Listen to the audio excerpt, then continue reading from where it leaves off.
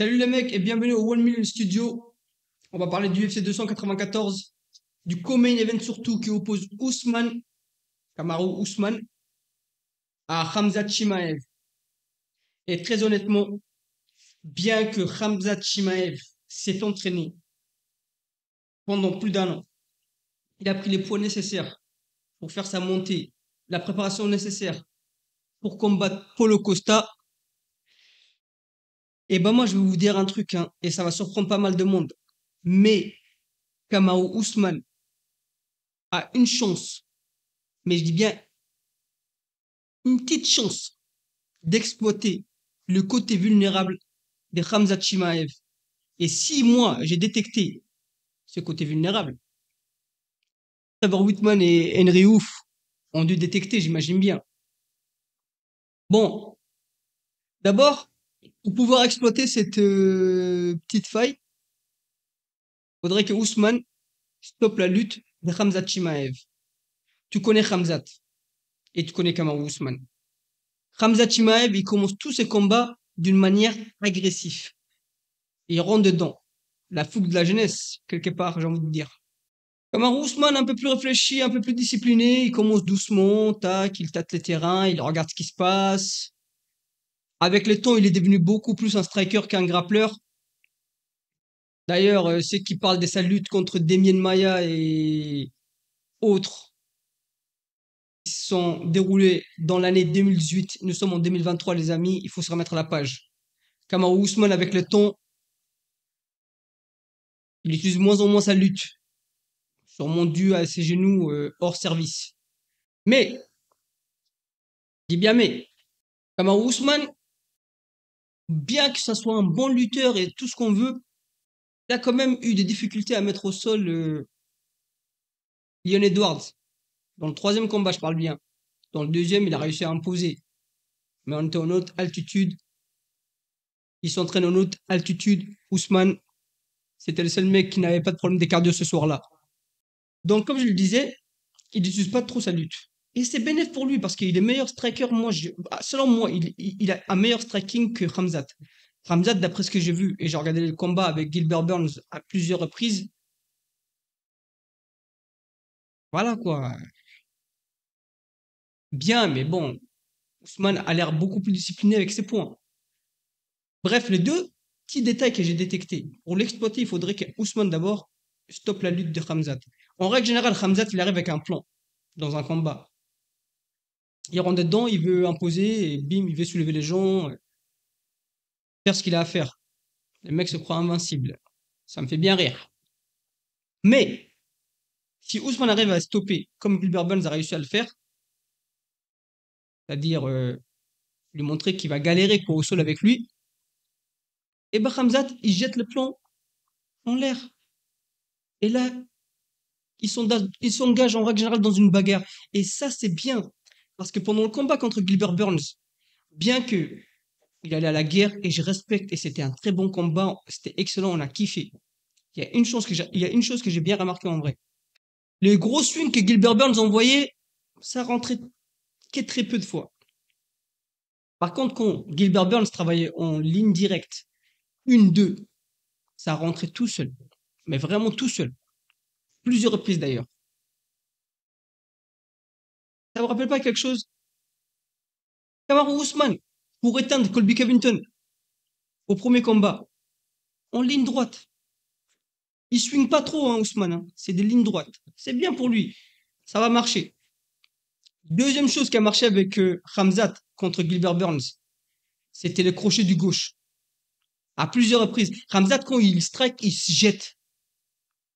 Et Burns l'a accueilli au début du deuxième round, si je me rappelle bien, avec un crochet de gauche qu'il a mis à genoux à terre.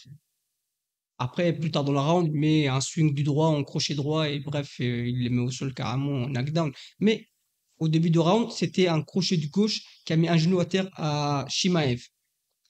Et encore une fois, ça me rappelle un truc. Ousmane, au deuxième combat, oui, contre Colby Covington, la même chose. Crochet du gauche, il l'a mis au sol. Covington, et pas qu'une fois, mais deux fois. Si moi j'ai détecté ça, je me dis que Trevor Whitman Et Trevor Whitman et Henry Hoof ont dû voir ça. Et donc, si moi j'étais coach de Ousmane, dommage pour lui, je ne le suis pas. J'aurais dit à Ousmane, on travaille juste la défense de lutte. On aura travaillé ça, bim bim. En plus, surtout, c'est un excellent lutteur, un ancien lutteur. Donc, c'est des mécanismes en lui déjà, tu vois. Pas besoin de trop travailler ça, tu vois. Il a déjà en lui ça. Et ensuite, une fois que le plan de Ramzat s'est annulé, je leur dis, tu travailles juste un combo de 3 coups. Une, deux. Une, deux d'abord, juste pour le faire chier. Au bout d'un moment, quand ça rentre à plusieurs reprises, Ramzat va commencer au lieu d'avoir une garde comme ça, il va avoir plus une garde un peu plus serrée. Cette fois, les une, deux vont toucher les bras. Et c'est là où, une fois que les gardes le plus serré, il est ouvert. Crochet. Ça me rappelle un peu comme Michael Bisping quand il a affronté Luke Rockhold. Il avait que 10 jours de préparation. C'était pour le titre mondial. Bon, bah voilà, c'était l'opportunité d'une vie pour le born le plus connu du MMA. Et qu'est-ce qu'il a fait?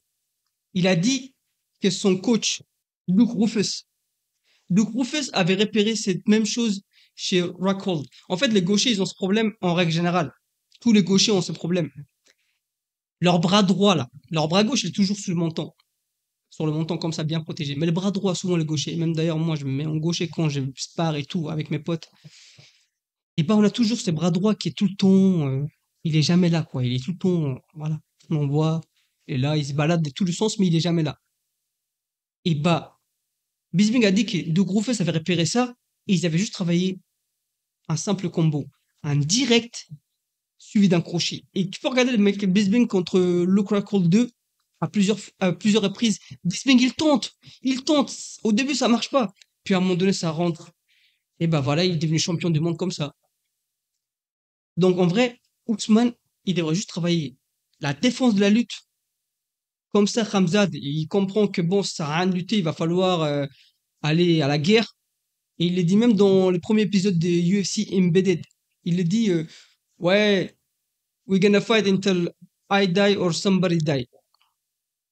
Et pour moi, c'est un gars qui est encore jeune, il est encore un peu dans la foule de la jeunesse, il est là, il a juste envie d'aller à la guerre, faire...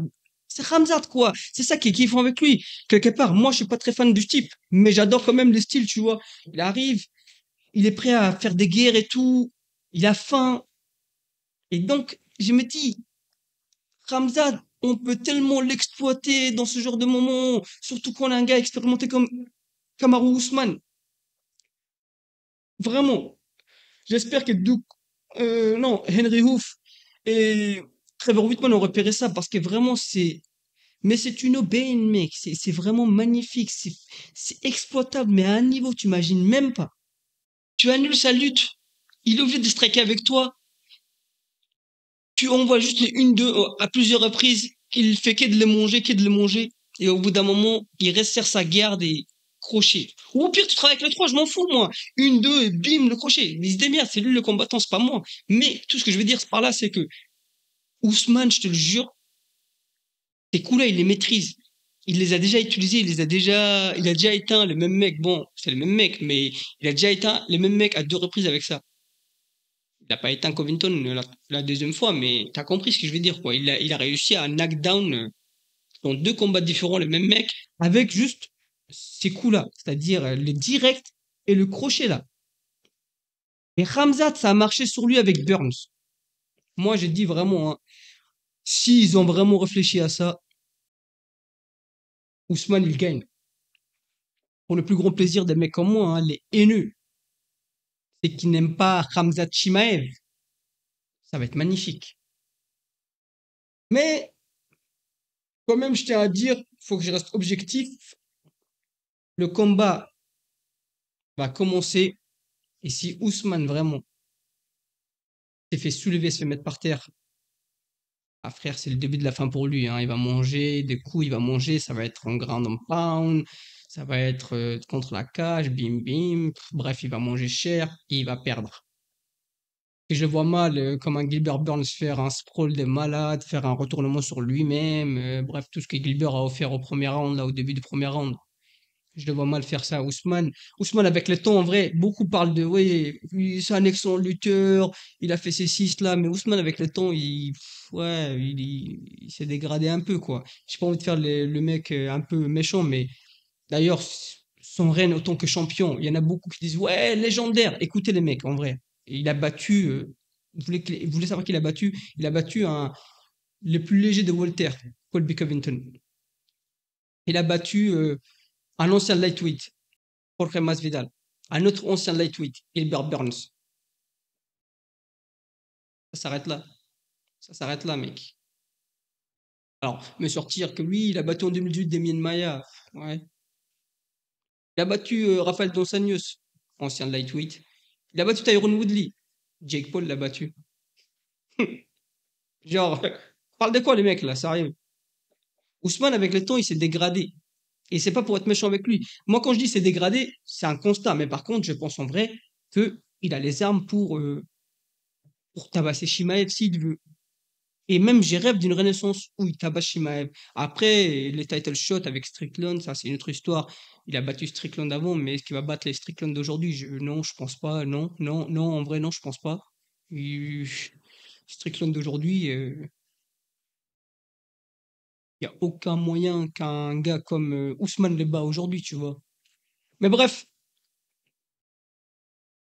mais si je suis un homme qui aime bien parier quand même, je te cache pas, autant qu'underdog, je mettrais bien un petit billet sur Ousmane. Mais si t'as pas envie de prendre des risques, en vrai, c'est vrai qu'il faut se dire, hein, Shimaev, j'ai beau être un gros critique, mais le mec est doué hein, dans pas mal de domaines. Hein. La lutte, il excelle. Au striking, il est pas déméritant non plus, tu vois. Et c'est qu'ils vont sortir, oui, mais regarde ce que Gilbert Burns a fait à Khamzat et qu'est-ce que Ousmane a fait à Gilbert Burns. Bon, écoutez les mecs, ça c'est des mathématiques, ça marche pas en MMA, vous le savez très bien. Bref, en tout cas, quand même, je rêve d'une victoire de Ousmane. Surtout si moi j'ai vu ça, gros, je pense que les coachs l'ont vu aussi, tu vois, genre, et en vrai, il y a moyen d'exploiter ça et ça serait magnifique. Ousmane qui gagne, en vrai, le train de Chimaev, il s'arrête. Enfin, il fait un petit stop, quoi. Il va pas s'arrêter parce que le mec, il est encore jeune, il a faim, c'est un jeune loup. Et l'avantage aussi que Ramzad il avait en vrai chez le Walter, c'est comme Ousmane, tu vois, genre, en vrai, c'est qu'ils physiquement, ils ont un avantage sur les autres. Mais là, les deux, qui aura l'avantage? C'est ça la question. En vrai, si Ramzad, je pense que Ramzad, s'il a fait une bonne montée de poids, il doit avoir un certain avantage physique. Je le vois mal en vrai soulever comme Li Jingliang. Enfin, oui, soulever Ousmane comme si c'était Li Jingliang, tu vois, mais d'un autre côté, en vrai, il s'est préparé. Moi, ça qui m'inquiète. Ousmane, il met tout sur le tapis, all-in.